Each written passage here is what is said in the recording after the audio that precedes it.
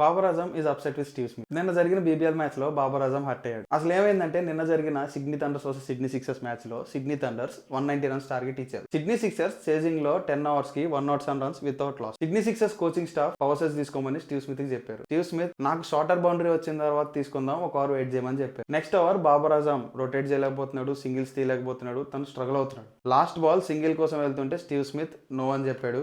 అక్కడ బాబర్ ఆజం హట్ అయ్యాడు. ఆ నెక్స్ట్ ఓవర్ పవర్ సెస్ తీసుకుని స్టీవ్ స్మిత్ 32 రన్స్ స్కోర్ చేశాడు ఆ ఒక్క ఓవర్ లో. అందులో 4 సిక్సెస్ అండ్ 1 4 ఉంది. ఆ నెక్స్ట్ ఓవర్ బాబర్ ఆజం చాప్ అన్న బౌల్డ్ అయ్యాడు. తను పెవిలియన్ వెళ్తూ బౌండరీ లైన్ దగ్గర ఒక గెస్చర్ చేశాడు. అండ్ హానెస్ట్లీ ఆ గెస్చర్ నాకు అంత కరెక్ట్ గా అనిపించట్లేదు. ఆ తర్వాత సిడ్నీ సిక్సర్స్ చేసి చాలా స్మూత్ గా ఫినిష్ చేశారు.